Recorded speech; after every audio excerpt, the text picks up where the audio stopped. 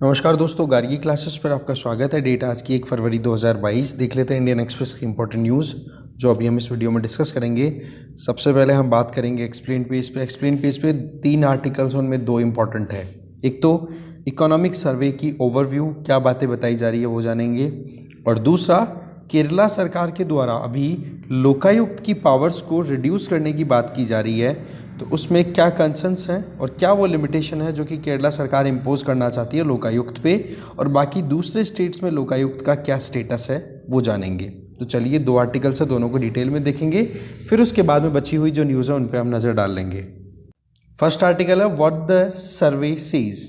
देखो, economic survey जो है वो बजट जब आता है, जैसे आज सुबह बजट आ गया, तो बजट से जस्ट पहले दिन जो है, जब बजट सेशन शुरू होता है तो ऑलमोस्ट उसके फर्स्ट डे या सेकंड डे ही जो इकोनॉमिक सर्वे है वो रिलीज़ कर दिया जाता है। ये बेसिकली एक रिपोर्ट होती है जो कि जो चल रहा फाइनेंशियल ईयर होता है उसकी पूरी रिपोर्ट वहाँ पर गवर्नमेंट के द्वारा पेश की जाती है। जैसे अभी 2021-22 का फाइनेंशियल ईयर चल रहा है, ठीक है, तो 2021-22 में इंडियन इकोनॉमी ने कैसा परफॉर्म किया उसकी एक रिपोर्ट है, ठीक है।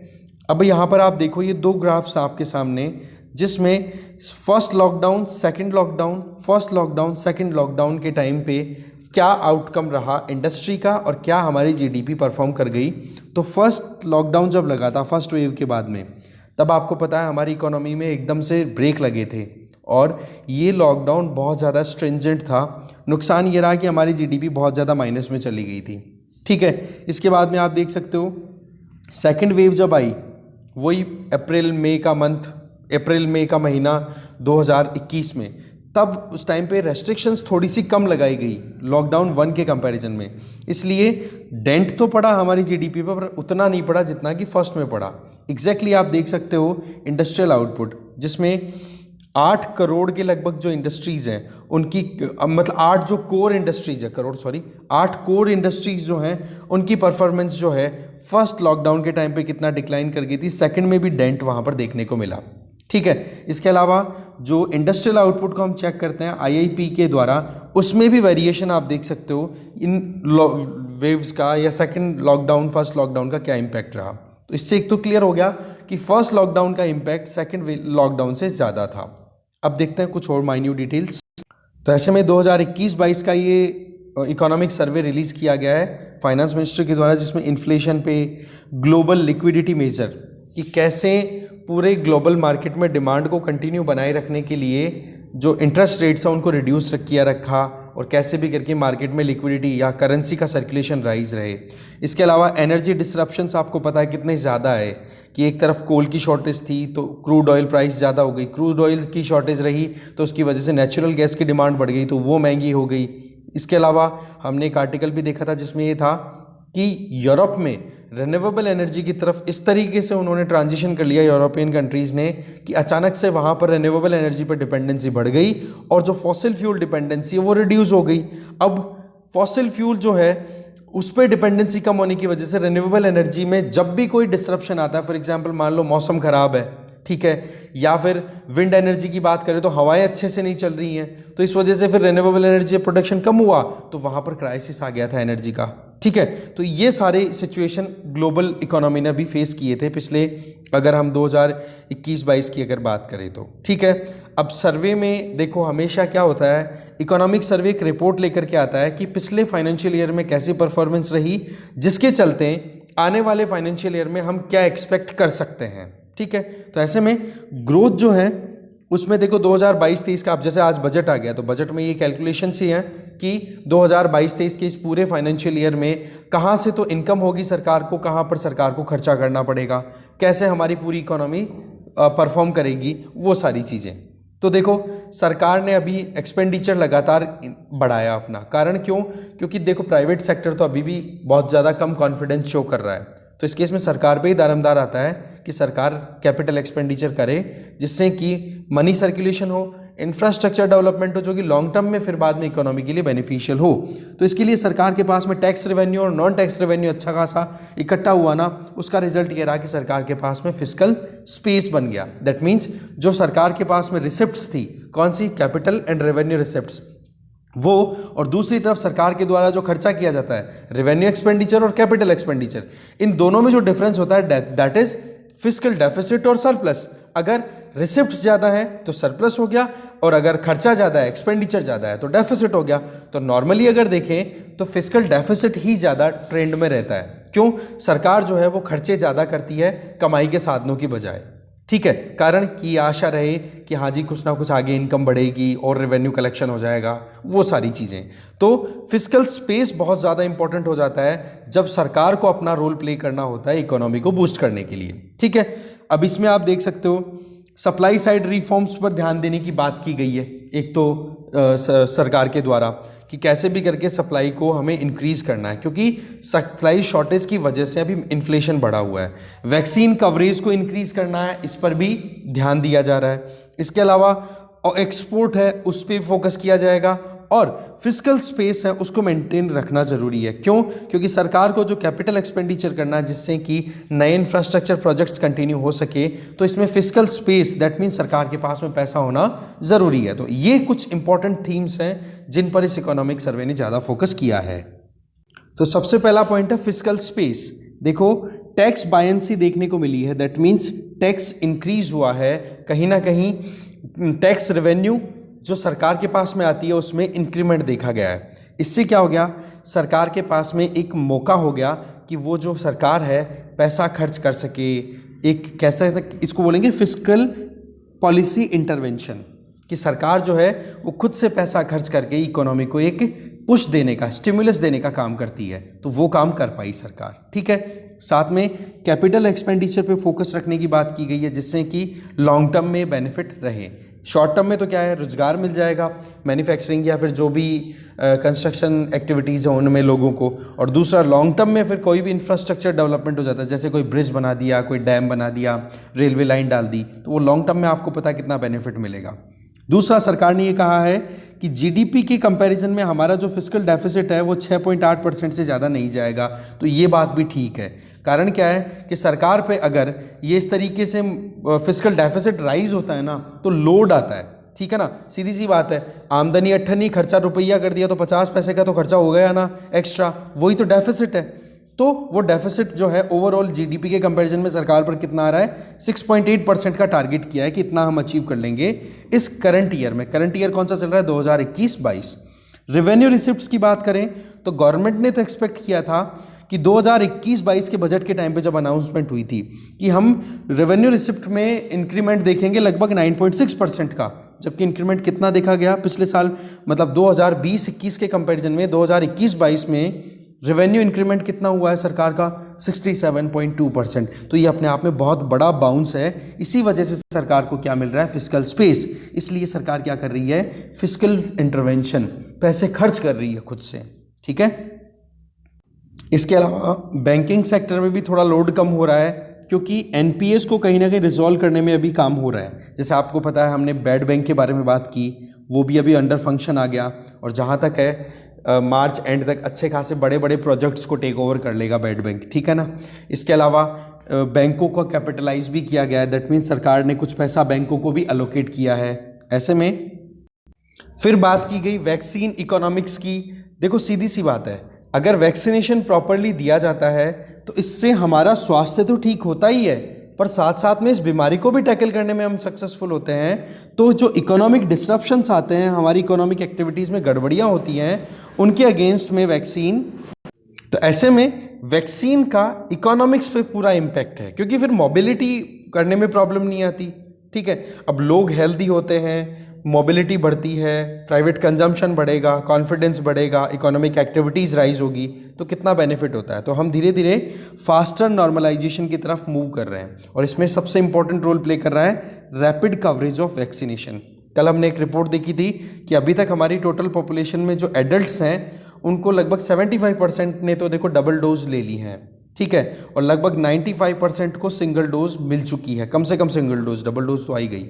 तो इससे क्या है कि वैक्सीनेशन की वजह से जो कॉन्टैक्ट इंटेंसिव सेक्टर है जो कि अभी फंसा पड़ा है, जैसे होटल, टूरिज्म, है ना, इनको एक रिवाइवल मिलेगा। अब आ जाओ इन्फ्लेशन। देखो इन्फ्लेशन की अगर बात करें तो 2021-22 में अप्रैल से लेकर दिसंबर तक जो कंज्यूमर प्राइस इंडेक्स के बेसिस पे हम इन्फ्लेशन कैलकुलेट करते हैं वो 5.2% तक रही है। ठीक है, ये तो रही लिमिट में कि जो आरबीआई की मॉनेटरी पॉलिसी कमेटी को 4 ± 2% का जो टारगेट गवर्नमेंट ऑफ इंडिया के द्वारा दिया हुआ उसके अंदर में ही है ये। पर होलसेल प्राइस इंडेक्स है ना, वो डबल डिजिट में चल रही है, जो कि कहीं ना कहीं हमारे लिए कंसर्निंग है। क्यों? होलसेल प्राइस इंडेक्स अगर ज़्यादा है और उसकी वजह से महंगा, उसकी कैलकुलेशन के बेसिस पे अगर महंगाई ज़्यादा है तो उस केस में कहीं ना कहीं कंज्यूमर प्राइस इंडेक्स पे भी इन्फ्लेशन राइज हो सकती है। ठीक है, इसमें एक तो देखो सबसे इंपॉर्टेंट है कि ग्लोबल एनर्जी प्राइस है ना, वो बहुत ज़्यादा बढ़ गई है। आपको पता है कि क्रूड ऑयल कितना महंगा हो गया है। इसके अलावा अब क्रूड ऑयल महंगा हो रहा है तो हमारे यहाँ पर ट्रांसपोर्टेशन में फॉसिल फ्यूल ही काम में आता है, तो फॉसिल फ्यूल महंगा हो गया, डीजल पेट्रोल महंगा हो गया, तो उसका असर सीधा हमें महंगाई पर देखने को मिलेगा। साथ में यूएसए के फेडरल रिजर्व जैसे जो सेंट्रल बैंक्स हैं, उन्होंने क्या किया है, लिक्विडिटी मेजर्स लिए कि कैसे भी करके मार्केट से डॉलर जैसी जो करेंसीज हैं उनको एब्जॉर्ब किया जाए, है ना, क्योंकि वहाँ पर भी इन्फ्लेशन पिछले 40 सालों की हाईएस्ट चल रही है। तो इस केस में क्या है, हमें भी कहीं ना कहीं अगर इन्फ्लेशन बढ़ता है ना तो हमें मार्केट से पैसे को निकालना पड़ेगा। और आरबीआई ने इस चीज़ की इंटेंशन भी क्लियर कर दी है कि हम पॉलिसी जो है अकोमोडेटिव पॉलिसी है उससे नॉर्मलाइजेशन की तरफ हम मूव करेंगे। इसका मतलब क्या हो गया, रेपो रेट और रिवर्स रेपो रेट जो है उनको अब राइज करने की बात की गई है आरबीआई के द्वारा। ठीक है, इसके आगे ग्लोबल अनसर्टेनिटी के बारे में बात की गई है इकोनॉमिक सर्वे में। देखो इसमें ये बताया गया है कि हमारे देश में जो फॉरेन एक्सचेंज रिजर्व है वो 31 दिसंबर 2021 को कितना रहा, $633.6 बिलियन। बेशक ये अपने आप में बहुत ही अच्छा स्टॉक है जिसके बेसिस पे हम जो भी लेन देन करते हैं इंटरनेशनली वो हम हैंडल कर पाएंगे। पर आज की परिस्थिति जिस तरीके से देखें तो आज आप देख सकते हो ग्लोबल ट्रेड है वो डिक्लाइन कर रहा है। कारण एक तो पेंडेमिक तो है ही, बाकी दूसरा प्रोटेक्शनिज्म की जो आइडिया पे जो काम कर रहे हैं अलग अलग कंट्रीज। जैसे हमने सुबह एक आर्टिकल डिस्कस किया था सी राजा मोहन जी का, जिसमें क्या बोला गया था कि प्रोटेक्शनिज्म पे काम कर रहा है अमेरिका, प्रोटेक्शनिज्म पे काम कर रहा है चाइना, और इसी तरीके की आइडियोलॉजीज कहीं ना कहीं ज़्यादातर प्रिवेल कर रही है। तो ये चीज़ एक तो चैलेंजिंग है। दूसरा, जब एक्सटर्नल मार्केट्स में जो डेवलप्ड मार्केट है वहाँ पर इंटरेस्ट रेट्स राइज होती हैं तो वहाँ पर इंटरेस्ट रेट राइज होने पे इन्वेस्टर को रिटर्न अच्छा मिलेगा। तो डेवलपिंग कंट्रीज की जो इकोनॉमीज है, फॉर एग्जांपल इंडियन इकोनॉमी, यहाँ से पैसा निकाल करके डाला जाएगा इन बड़े कंट्रीज में, तो ऐसे में हमारे यहाँ से विड्रॉ किया जाएगा इन्वेस्टमेंट, तो वो भी हमारे लिए थोड़ा सा नुकसान है। इसके अलावा पेंडेमिक ने परेशान किया ही है। फ्री ट्रेड्स कितना महंगा हुआ था आपको पता है, उस टाइम पे कंटेनर्स की इनकी शॉर्टेज देखने को मिली थी बीच में, और वो एवर गिवन जो जहाज़ था वो जो स्टक हो गया था उसकी वजह से ट्रेड कितना डिस्टर्ब हुआ था। और इसके अलावा सेमीकंडक्टर चिप्स की शॉर्टेज की वजह से ऑटोमोबाइल प्रोडक्शन अच्छे से नहीं हो पा रहा था।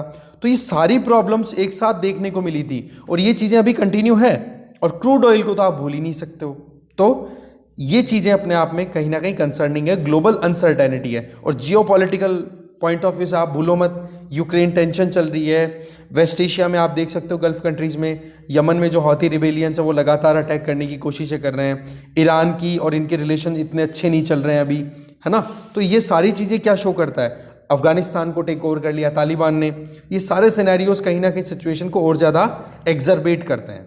तो अब देखो मेन मुद्दा है कि हमारे यहाँ पर डिमांड तो देखो फिर भी थोड़ी सी राइज हुई है, पर सप्लाई साइड से जो एक इंक्रीमेंट होना चाहिए वो अभी भी नहीं हो पा रहा है। इस वजह से इन्फ्लेशन भी कंट्रोल में नहीं आ पा रही है।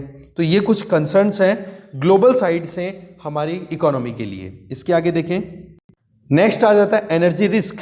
देखो हमारे यहाँ पर फोकस तो देखो सरकार ने कर लिया है कि हमें अब फॉसिल फ्यूल पे ज़्यादा डिपेंडेंसी रखनी है, क्योंकि फॉसिल फ्यूल क्या, नॉन फॉसिल फ्यूल, इसका मतलब रिन्यूएबल एनर्जी, क्योंकि फॉसिल फ्यूल में हमारी ज़्यादा वल्नरेबिलिटी है। क्यों, हमारी जो रिक्वायरमेंट है क्रूड ऑयल की उसका 80% हम इंपोर्ट करते हैं। अब इंपोर्ट करेंगे और एक्सटर्नल कंट्रीज़, बाहरी जो देश हैं, वो अगर हमारे हिसाब से या फिर हमारे फेवर की अगर पॉलिसीज़ नहीं बनाते हैं और उसकी वजह से अगर ऑयल सप्लाई में प्रॉब्लम आती है तो हमें कितना मुश्किलों का सामना करना पड़ता है। तो ऐसे में एनर्जी सोर्सेज को डाइवर्सिफाई करने की बात की गई है सर्वे में, जिसमें सोलर फोटोवोल्टाइक, विंड एनर्जी, इन पर ज़्यादा फोकस करना, और साथ में इंटरनेशनली एक इलेक्ट्रिसिटी जनरेशन के बेसिस पे इलेक्ट्रिसिटी भी इंटरनेशनली प्रोड्यूस की जाए और उसको स्टोर करने के लिए भी एक फैसिलिटी तैयार की जाए, बैटरीज में स्टोर कर ली जाए, और फिर एनर्जी ऑन डिमांड, मतलब जिसको जितनी ज़रूरत हो उसके हिसाब से उसको सप्लाई इलेक्ट्रिसिटी की दे दी जाए, इस तरीके के आइडियाज़ पे काम किया है। साथ में सरकार ने ये भी है फोकस कि भाई हम जो है कन्वेंशनल फॉसिल फ्यूल बेस्ड जो हमारे सोर्सेज हैं उनसे हम जाएंगे रिन्यूएबल एनर्जी की तरफ। दूसरा, रिसर्च एंड डेवलपमेंट में फोकस के लिए भी सरकार ने ध्यान दिया है। ठीक है जी। फिर आ जाओ सप्लाई साइड रिफॉर्म्स की। सर्वे ने पोस्ट कोविड इकोनॉमी में जो इन्फ्लेशन की बात है, हम जो बात करते हैं महंगाई की जो बात कर रहे हैं, तो उसमें कहीं ना कहीं सप्लाई साइड डिसरप्शन ज़्यादा है, जो कि हम ऑलरेडी बात कर चुके हैं। इसके आगे डिमांड जो है वो फिर से बन रही है, पर सप्लाई अगर नहीं बनेगी तो फिर आपको पता ही है, सप्लाई कम डिमांड ज़्यादा तो महंगाई बढ़ गई। इसके अलावा देखो कोविड के बाद में वर्ल्ड ओवर अगर देखा जाए ना तो बहुत सारे ऐसे फैक्टर्स हैं जिनकी वजह से ये महंगाई बढ़ी है, जिसमें एक तो कंज्यूमर का बिहेवियर, एक टेक्नोलॉजिकल डेवलपमेंट, एक जियोपॉलिटिक्स जिसमें हम देखते हैं कि कितनी ज़्यादा टेंशन चल रही है यूक्रेन को लेके, है ना ये, और बाकी आप जानते ही हो कि कितने रिलेशंस आसपास के कंट्रीज़ में बिगड़े हुए हैं। क्लाइमेट चेंज ने कितना डिसरप्शन किया है, जिसमें डेवलपमेंट जो है वो बहुत ज़्यादा क्राइसिस में चला जाता है। इसके अलावा जो आगे आने वाला टाइम है वो और बताएगा कि ये सारे फैक्टर्स मिलकर के किस तरफ लेकर के जाएंगे हमारे देश की इकोनॉमी को। फिर आ जाओ इंडस्ट्रियल ग्रोथ। इंडस्ट्रियल ग्रोथ जो है वो पेंडेमिक की वजह से डिसरप्शन में रही, पर 2021-22 में 11.8% इंडस्ट्रियल ग्रोथ रेट रहने के चांसेस बताए जा रहे हैं। बेशक परफॉर्मेंस जो है वो कम है, पर हाँ हम ये कह सकते हैं कि परफॉर्मेंस बुरी नहीं है। जैसे कि प्रोडक्शन लिंक्ड इंसेंटिव स्कीम है, जिसके तहत जो भी हमारे यहाँ पर मैन्युफैक्चरिंग जो स्टैब्लिशमेंट अगर कोई करता है तो उसको बेनिफिट मिलेगा, है ना। इसके अलावा पॉलिसी इनिशिएटिव सरकार के द्वारा ऐसे दिए गए हैं, जैसे कि एमएसएमईज़ के लिए इमरजेंसी क्रेडिट लाइन गारंटी। इसमें क्या है, एमएसएमईज़ को सस्ती दरों पे अच्छी खासी ब्याज, मतलब कम रेट के ऊपर उनको लोन दिया जा रहा है, जिससे कि वो अपनी एक्टिविटीज़ को रिवाइवल दे सकें। तो ये कुछ ऐसी चीज़ें हैं जो कि हमारे यहाँ पर बहुत इंपॉर्टेंट रोल प्ले करने वाली हैं। फिर आ जाओ पब्लिक स्पेंडिंग की बात करें तो सरकार ने अच्छा खासा पैसा खर्च किया है, क्योंकि प्राइवेट सेक्टर तो बिल्कुल पीछे है, ठीक है ना। तो ऐसे में अप्रैल-नवंबर 2021 में अगर देखें तो कैपिटल एक्सपेंडिचर पे सरकार ने लगभग 13.5% एक्स्ट्रा पैसा खर्च किया, जितना कि बजट में फिक्स किया था, जिसमें highway, railway, housing, urban affairs, इन पर खर्चा सरकार ने अच्छा खासा किया है और आने वाले टाइम पे भी सरकार करेगी। वे फॉरवर्ड की अगर बात करें तो देखो इकोनॉमिक सर्वे जो होता है, जो करंट जो ईयर है उसकी पूरी रिपोर्ट देता है, तो और आने वाले साल के लिए अच्छी खासी सिग्नल देता है कि सरकार को क्या करना चाहिए। तो इसी बेसिस पे सरकार जो है वो स्ट्रेटेजी बनाएगी, और एक रिजिड रिस्पॉन्स की ज़रूरत जो है उस पर अब इतना ज़्यादा फोकस की ज़रूरत नहीं है, कारण कि सरकार को ये तो पता है कि अभी हमारी जो इकोनॉमी है वो रिवाइवल की तरफ है, बस जो चल रहा है उसको भी कंटिन्यू रख लिया जाएगा तो अच्छा खासा परफॉर्म कर जाएगी इकोनॉमी, ठीक है। इसके अलावा आप देख सकते हो 80 तरीके के हाई फ्रीक्वेंसी इंडिकेटर्स पर फोकस किया गया है, और इन 80 तरीके के हाई फ्रीक्वेंसी इंडिकेटर्स में आप हर तरीके की डिमांड, सप्लाई, इन्फ्लेशन, इन सबको डाल दो। क्रूड ऑयल की प्राइस ले लो, fossil fuel dependency, renewable energy, इन सारी चीज़ों पे। तो ऐसे में पॉलिसी मेकिंग के टाइम पे सरकार को इन 80 इंडिकेटर्स पे फोकस करना होता है। तो देखने वाली बात यह है कि आगे क्या होता है, पर हाँ कि आज की जो है इसके हिसाब से जो अवेलेबल डेटा है उसके हिसाब से ये है कि सर्वे में हमारे पास में जो रिपोर्ट है उसके बेसिस पे आने वाले टाइम की हम आराम से पॉलिसी फॉर्मुलेट करें, जिससे कि वेलफेयर भी हो, प्रोग्रेस भी हो और प्रॉब्लम्स भी रिड्यूस हो सके। तो ये है पूरा सर्वे का। अब सर्वे से रिलेटेड जो और मैटर है इस पूरे न्यूज़पेपर में, उनको हम एक एक करके पिक करते हैं, क्योंकि सर्वे से रिलेटेड जो भी आर्टिकल्स हो वो एक साथ खत्म हो जाए तो ठीक रहेगा। फिर ये केरला वाला सबसे लास्ट में डिस्कस करेंगे। अब चलते हैं इकोनॉमी पेज पे।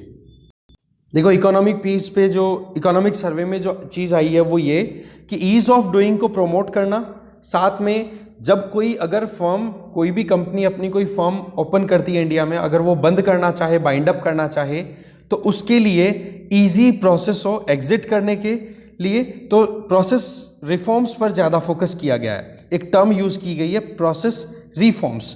तो अब इस पूरी थीम में समझते हैं इकोनॉमिक सर्वे में क्या क्या प्रोविज़न किए गए हैं।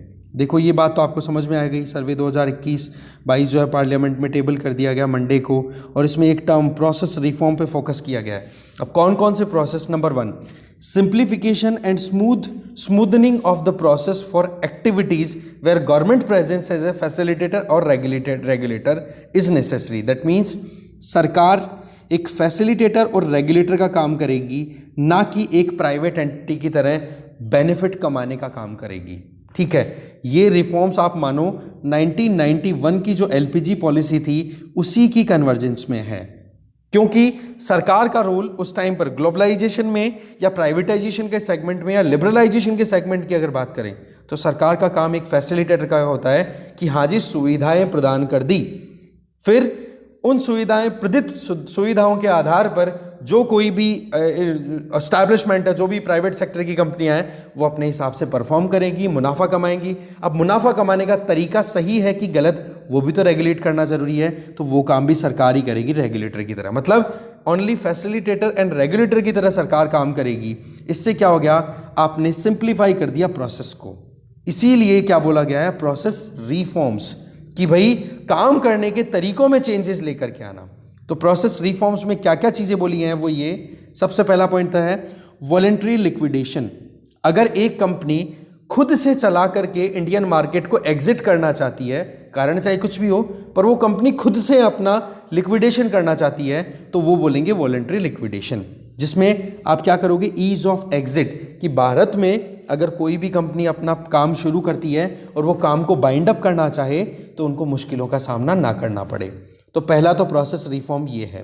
दूसरा है कि एक standard cross border insolvency process पे काम करना। ये इकोनॉमिक सर्वे में बोला है, इसको हमने पहले समझ लिया था, जिसमें आपको पता होगा कि एक कंपनी जो कि मान लो अलग अलग कंट्रीज में ऑपरेट कर रही है और वो कंपनी लोन भी ले चुकी है अलग अलग कंट्रीज के अलग अलग बैंकों से और अब वो रिटर्न भी नहीं कर पा रही। इसका मतलब क्या हो गया कि वो कंपनी इंसॉल्वेंट डिक्लेयर कर दी गई है अलग अलग ज्यूरिसडिक्शन में, अलग अलग कंट्रीज में। तो इस केस में यहां पर इंडिया में भी वो कंपनी डिफॉल्ट है और बाहर भी किसी दूसरे कंट्री में डिफॉल्ट है, तो इंडिया का जो इंसॉल्वेंसी एंड बैंक्रप्सी कोड है आईबीसी, वो और उस दूसरे कंट्री का जो ज्यूरिसडिक्शन है, जो भी वहां का लॉ है, इनके बीच में अगर कन्वर्जेंस ला दी जाए तो उस कंपनी के एसेट्स को रिजॉल्व करने में कितनी आसानी होगी। तो इसको क्रॉस बॉर्डर इंसॉल्वेंसी प्रोसेस बोला गया है। तो ये कुछ ऐसे हैं। इसके अलावा पेटेंट एप्लीकेशन, कि हमारे यहाँ पर रिसर्च एंड डेवलपमेंट पहली बात तो कम होता है, बहुत कम पैसा इन्वेस्ट किया जाता है, और किया भी जाता है तो पेटेंट को अप्रूवल मिलने में 42 मंथ्स का टाइम लग जाता है। 42 मंथ्स का मतलब 4 साल के लगभग टाइम हो गया, 3.5 साल का। तो आप सोचो, आज मैंने कोई रिसर्च की, एप्लीकेशन डाली, 3.5 साल बाद में मेरे को अप्रूवल मिलेगा, तो तब तक तो वो रिसर्च किसी ने चोरी कर ली होगी, पता नहीं कितने लोगों ने यूज़ कर ली होगी, या फिर मैं इतना एनकरेज फील करूंगा क्या। तो ऐसे में क्या होता है, फिर हमारा ब्रेन ड्रेन, रिसर्चर्स बाहर चले जाते हैं आउट ऑफ इंडिया। तो और दूसरा, पेटेंट एप्लीकेशन जितनी कम होती है उतना ही इंटेलेक्चुअल प्रॉपर्टी राइट्स का जो मुद्दे हैं उन पर हमारा जो स्टेटस है वो डिक्लाइन करता है, हम compete नहीं कर सकते दूसरे कंट्रीज के साथ में, तो वो अपने आप में चैलेंजिंग होता है। ठीक है, तो अब एक एक पॉइंट है उसको थोड़ा और समझते हैं हम। वॉलेंट्री और इनवॉलेंट्री दो तरीके की लिक्विडेशन होती है। लिक्विडेशन का मतलब हो गया कि कोई भी कंपनी जिसकी मशीनें, जिसकी पूरी इंफ्रास्ट्रक्चर, वो अगर बिक जाए और पैसे में कन्वर्ट करा दिया जाए तो वो that is liquidation. Simple lines में अगर हम समझे तो देखो, अगर कोई वॉलेंट्रीली करे दैट्स ओके, अगर इनवॉलेंट्रीली अगर देखें तो वो तो आप जानते ही हो कि कोई कंपनी किसी इंसॉल्वेंट डिक्लेयर होगी, बैंकरप्ट डिक्लेयर होगी, जिसने पैसा लिया उधार पर रिटर्न करने में सक्षम नहीं है, ना ब्याज ना प्रिंसिपल, तो उसको फिर बाद में आपको पता है आईबीसी के अंडर में ला करके और फिर बाद में उसको रिजॉल्व कर दिया जाता है, उसके एसेट्स को बेच दिया जाता है। पर दूसरी तरफ एक कंपनी जो कि खुद से ही अपनी इच्छा से एग्जिट करना चाहती है मार्केट को, हो सकता है कि अपनी पेरेंट कंपनी के साथ मर्ज हो जाए, हो सकता है कि अपने बिजनेस को बाइंड अप करना चाहे, तो वो थोड़ा इजी प्रोसेस होना जरूरी है। उसी पर सरकार ने अभी इकोनॉमिक सर्वे में फोकस करने की बात भी की है कि भाई वॉलेंट्री लिक्विडिटी प्रोसेस है ना, लिक्विडेशन प्रोसेस है, इस पर भी ज्यादा फोकस किया जाए। तब क्या होगा, ईज ऑफ डूइंग बिजनेस। भाई सीधी सी बात है, कोई इन्वेस्ट करे और उस इन्वेस्टमेंट को निकाल के लेके जाना चाहे तो दोनों में जितनी स्मूथनेस रहेगी उतना ही इंडिया एक इन्वेस्टमेंट डेस्टिनेशन के तौर पे अट्रैक्टिव प्लेस निकल के आएगा, है ना। तो ये एक चीज आ गई। अब फिर आ जाओ क्रॉस बॉर्डर इंसॉल्वेंसी। ये चीज मैं आपको समझा ही चुका हूं कि भाई अलग अलग कंट्रीज में अगर कोई एक ही कंपनी एक से ज्यादा कंट्रीज में इंसॉल्वेंट डिक्लेयर हो चुकी है कि उधार लिया चुका नहीं पा रही है, तो इंडिया में जो इंसॉल्वेंसी एंड बैंक्रप्सी कोड है इसमें अभी क्या है, एडॉक प्रोविजन किए हुए हैं। एडॉक का मतलब कि आईबीसी के अंडर में सोच समझ करके केस टू केस डिसीजन लिया जाएगा कि हाँ जी इस केस में तो हमें क्रॉस बॉर्डर इंसॉल्वेंसी पे काम करना है, इसमें नहीं करना। तो बोले इसको थोड़ा सा क्लियर करने की ज़रूरत है। इसके लिए देखो United Nation Commission on International Trade Law, UNCITRAL, इसमें देखो ये इंसॉल्वेंसी से संबंधित ऑलरेडी एक लॉ अवेलेबल है, इंसॉल्वेंसी लॉ कमिटी अक्टूबर 2018 की रिकमेंडेशंस अवेलेबल है। बोला उन रिकमेंडेशंस को हम इंप्लीमेंट अगर कर देंगे तो क्रॉस बॉर्डर ज्यूरिसडिक्शन के बेसिस पे हम हमारे देश में अगर कोई कंपनी बर्बाद हो रखी है, इंसॉल्वेंट है, और वही कंपनी दूसरे कंट्री में भी इसी तरीके से बर्बादी का सामना कर रही है, तो दोनों कंट्री साथ में मिलकर के सेटल करेंगे मामले को। फिर आ जाओ हमारे यहाँ पर पेटेंट में डिले कितना होता है। रिसर्च एंड डेवलपमेंट पहली चीज़ तो होती ही बहुत कम है, और रही सही में यूएस, चाइना, साउथ कोरिया, यहाँ पर पेटेंट अप्रूवल मिल जाता है 20 महीनों में, 15 महीनों में, 15 महीनों में, और हमारे 42 मंथ्स में। तो कितना डिले लगता है आप देख लो यहाँ से। इसके अलावा स्टार्टअप इकोसिस्टम की बात भी करें, इंडिया बेशक स्टार्टअप इकोसिस्टम बहुत राइज कर रहा है। हमारे यहाँ पर ज़्यादातर जो स्टार्टअप्स अभी स्टार्ट हुए हैं वो सारे के सारे आईटी या नॉलेज बेस्ड सेक्टर में हैं। तो इसमें जो फर्स्ट स्टेप जो होता है वो होता है पेटेंट का, कि हाँ जी हमारा जो इनोवेशन है उसको कैसे भी प्रोटेक्शन मिले, ठीक है। पर एप्लीकेशन देने के बाद में महीने बीत जाते हैं, तो ये चीज़ हमारे लिए बहुत ज़्यादा एक कहीं ना कहीं प्रॉब्लमेटिक है। बेशक सरकार के ने अभी बहुत अच्छे कदम उठाए हैं कि जब 2017 की बात करें तो हमारे यहाँ पेटेंट को 64 महीने लग जाते थे। अब आप देखो कितना वो घट कर के 42 पे तो आ गए, पर अभी भी इंटरनेशनली देखा जाए तो हम बहुत पीछे हैं, हमें और इम्प्रूव करने की ज़रूरत है, ठीक है। तो ये भी एक इकोनॉमिक सर्वे में कुछ इंपॉर्टेंट बातें थी, वो हमने देखी। आगे देखते हैं। फिर तो देखो इंडस्ट्रियल ग्रोथ की बात कर चुके हैं मेन चीज़। फिर एनर्जी मिक्स की बात भी हम ऑलरेडी कर चुके हैं, तो इसमें ज़्यादा कुछ नया नहीं है, एक्सप्लेन पेज पे कवर हो गया। अब चलते हैं केरला वाला जो आर्टिकल हमारा बचा हुआ उस पर। तो आर्टिकल है केरला का जो प्रपोजल है जिसमें लोकायुक्त की पावर्स को लिमिट करने की बात की जा रही है। तो जानते हैं पूरे मुद्दे को। देखो केरला सरकार के द्वारा केरला लोकायुक्त एक्ट में एक ऑर्डिनेंस के बेसिस पे अमेंडमेंट इंट्रोड्यूस करने की बात की गई है। वैसे आर्टिकल 213 है, उसके अंदर एक स्टेट गवर्नमेंट जब वहाँ की असेंबली अगर सेशन में नहीं है, ठीक है, तो उस केस में गवर्नर को वहाँ की सरकार मतलब council of minister led by chief minister aid and advice दे सकती है गवर्नर को कि भाई इंपॉर्टेंट इशू है और इस इशू के ऊपर आप ऑर्डिनेंस डिक्लेयर करो। बेशक इस ऑर्डिनेंस का मिसयूज बहुत होता है, ठीक है ना, पर वही चीज़ है, अभी ऑर्डिनेंस डिक्लेयर किया गया और ऑर्डिनेंस की जो वैल्यू है एग्जैक्टली वैसी होती है जो कि एक असेंबली में जब कानून पारित हो जाए और गवर्नर की उसके साइन की मोहर लग जाए। तो ऐसे में अभी जो लोकायुक्त एक्ट में केरला में अमेंडमेंट लाया गया है वो क्या है, पहले तो वो समझते हैं। देखो कैबिनेट ने गवर्नर को रिकमेंड किया है कि वो एक ऑर्डिनेंस प्रोमलगेट करें, ठीक है, एक अध्यादेश जारी करें जिसमें ये कि अगर लोकायुक्त कोई भी मतलब एक तरीके से अपनी एडवाइस प्रोवाइड करे सरकार को, तो सरकार के ऊपर वो एडवाइस बाइंडिंग ना हो। सरकार चाहे तो एक्सेप्ट कर ले, सरकार चाहे तो रिजेक्ट कर ले उस लोकायुक्त की जो वर्डिक्ट है कोई भी मुद्दे को लेकर के, करप्शन के मुद्दे को लेकर के कोई भी अगर वहाँ पर निर्णय लिया जाता है तो ऐसे में ये है कि लोकायुक्त ने क्या कहा है, लोकायुक्त की बात तो सुनी जाएगी सरकार के द्वारा, पर एक्सेप्ट और रिजेक्ट करना ये सरकार की विल पर डिपेंड करेगा। इसका मतलब क्या हो गया, सरकार चाहे तो एक्सेप्ट करेगी, नहीं रिजेक्ट करेगी।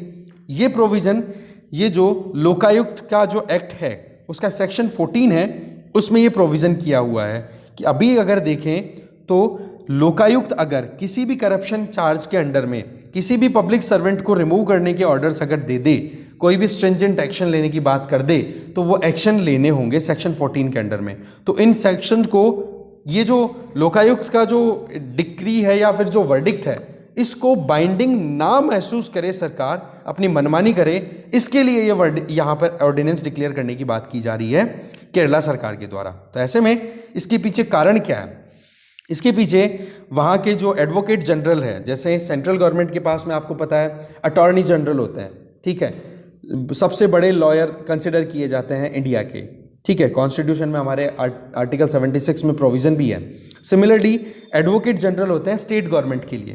तो वहाँ के केरला के एडवोकेट जनरल है के गोपाल कृष्णा कुरूप, उन्होंने क्या कहा कि हमारे हिसाब से अप्रूवल देने में कोई प्रॉब्लम नहीं है और अप्रूवल मिलना चाहिए इस ऑर्डिनेंस को। अब ये है क्यों, इसके पीछे देखो सुप्रीम कोर्ट में एक मुद्दा जाता है 2021 के अक्टूबर मंथ में, और वो मुद्दा था लोकायुक्त के एक डिसीजन से संबंधित थी, जिसमें जो कम्युनिस्ट पार्टी मार्क्सिस्ट जिसका रूल चल रहा है अभी केरला में, उसके ही एक लीडर जिनका नाम है के.टी. जलील, उनको गिल्टी पाया गया कि हायर एजुकेशन मिनिस्टर रहते हुए उन्होंने नेपोटिज्म पे फोकस किया, मतलब अपने ही भाई भतीजों इनको नौकरी लगवा दी। इसका मतलब क्या आ गया करप्शन का मुद्दा।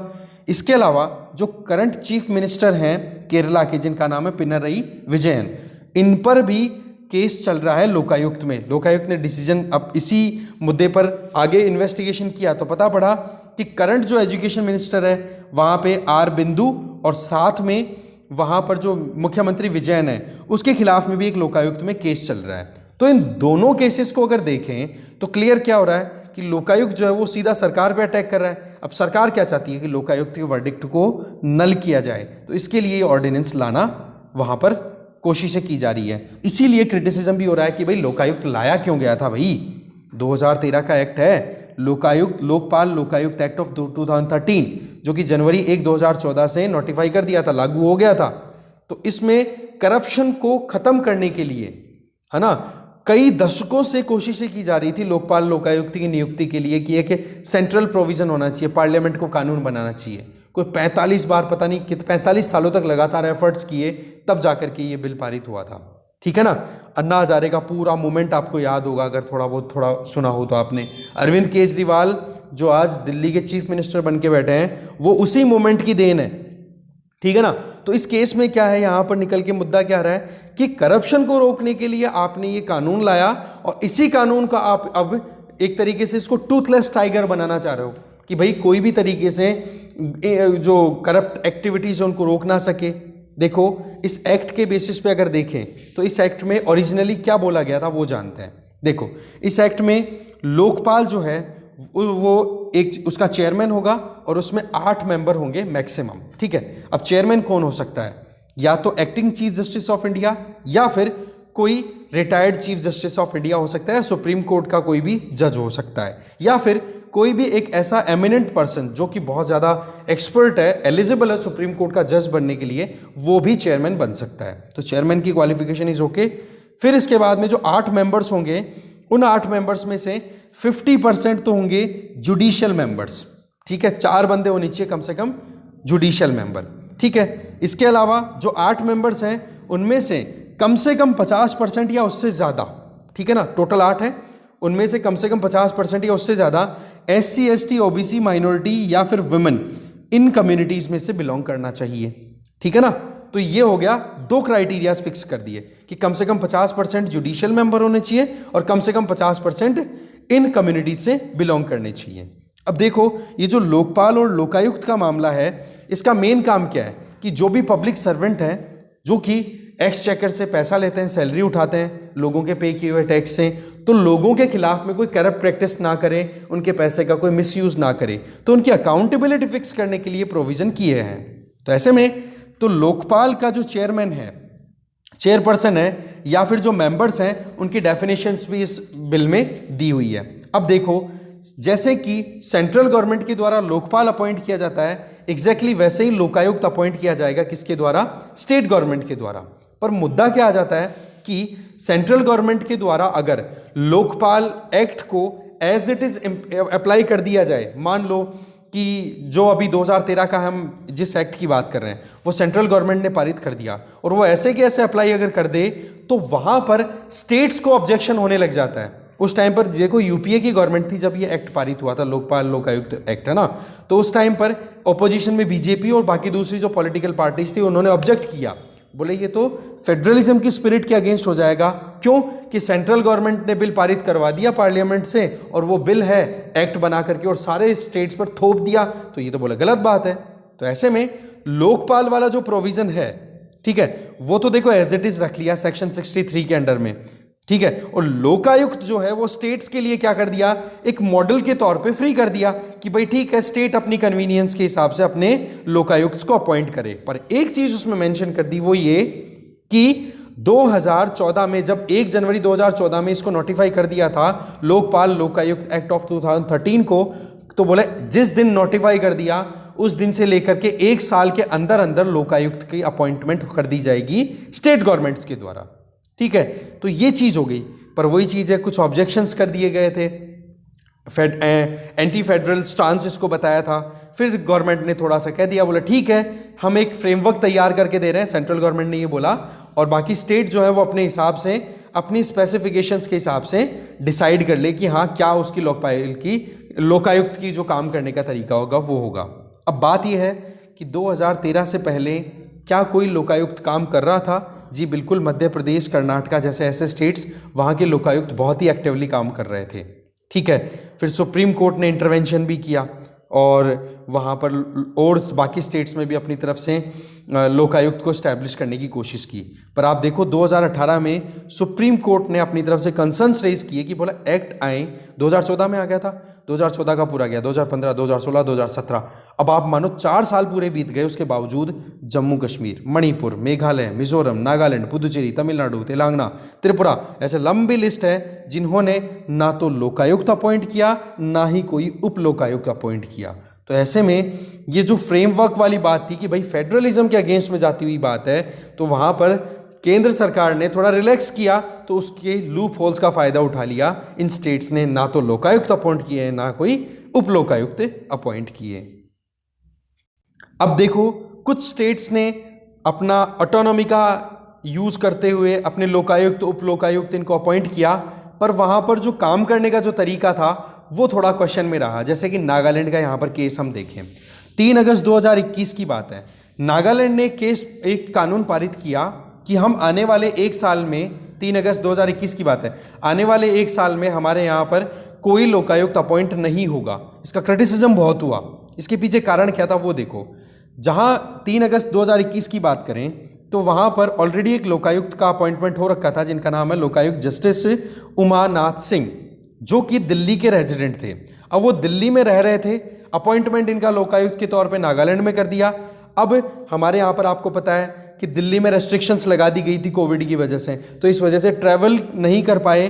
फिर सुप्रीम कोर्ट में मुद्दा पहुंचता है, तो सुप्रीम कोर्ट ने ये देखा कि भाई आप एक चीज़ बताओ, लोकायुक्त है नागालैंड का, बैठा है कहाँ पे, दिल्ली में, तो बोला ऐसे कैसे काम चलेगा। तो उन्होंने फिर बाद में उमाकांत जी ने रिजाइन ही कर दिया, बोला ठीक है मैं जा नहीं पा रहा हूँ पेंडेमिक के चक्कर में, तो मैं रिजाइन करता हूँ। इस केस में फिर नागालैंड ने इस लूप होल का फायदा उठाया, क्या पारित कर दिया कि जी लोकायुक्त हम आने वाले 1 साल तक अपॉइंट ही नहीं करेंगे।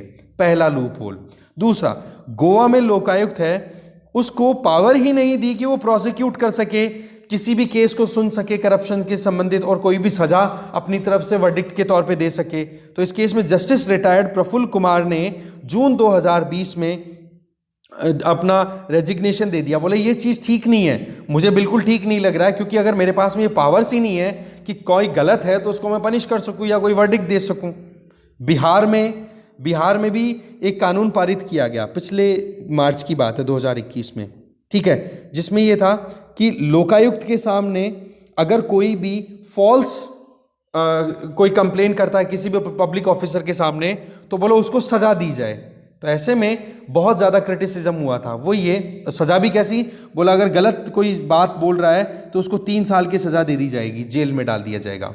तो इसमें एक क्रिटिसिज्म ये हुआ था बिहार के इस अमेंडमेंट का कि भाई आप एक इस तरीके से, तो जो विसल ब्लोवर्स हैं जो कि करप्शन लेकर के आ रहे हैं बाहर आपके सामने उजागर कर रहे हैं, उन लोगों को आप जेल में डाल दोगे, तो बोले ये तो गलत बात है।